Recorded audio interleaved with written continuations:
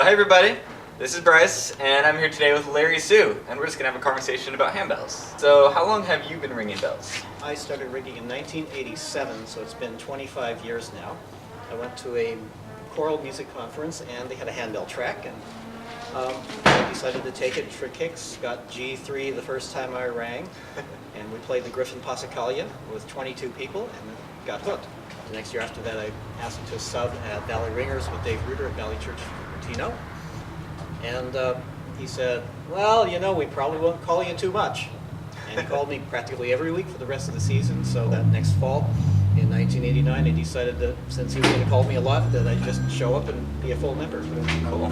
So I rang with Dave for 16 years, and then later on got into bay bells for a few years. And somewhere in the process of that, we started the Loading Zone, which is the world's first bass-only handbell ensemble. Speaking of the Loading Zone, were you a founder of that?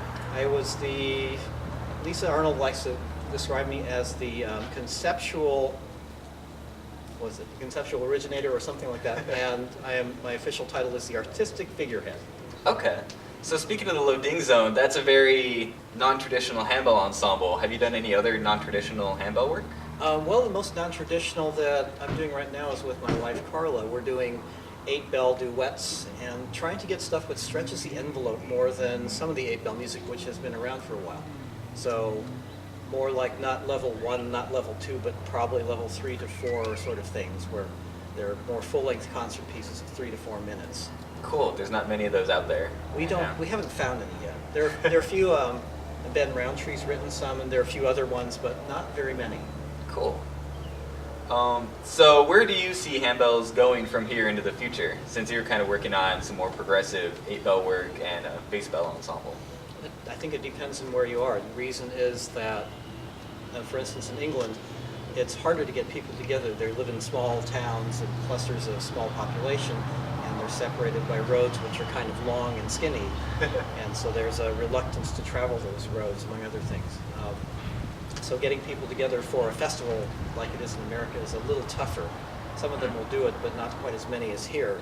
Carla said that at Reading, where we are now, having 70, 80 people is absolutely, it's huge for England. Whereas in America, in the 1950s, I think it was Eisenhower, made a big deal out of creating the highway system as we have it today, and it has its legacy in that we can pretty much go anywhere without any real trouble. So we'll drive a couple 100 miles to get to an event, and it's not a problem. How did you get into the clinician field? That was actually an interesting ride. It also started with the Valley Ringers. Do you know Tim Rossi?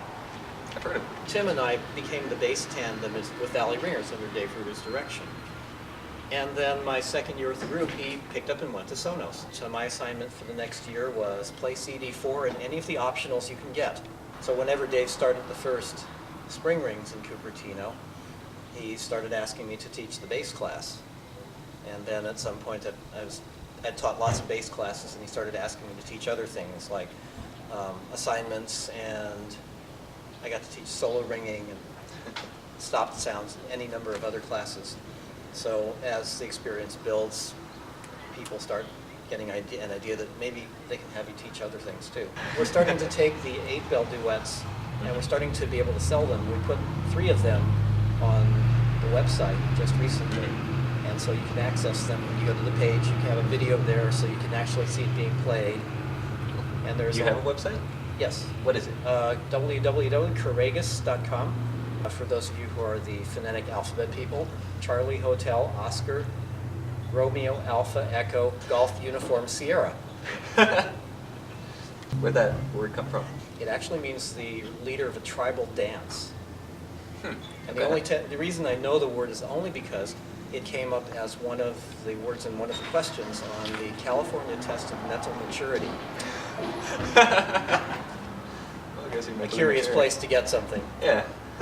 Well, we're really glad you sat down with us to have a talk, and we look forward to writing festivals and seeing you all around. Yeah, in the future. I've had a lot of fun seeing both of you and queuing E7 with you. Got it.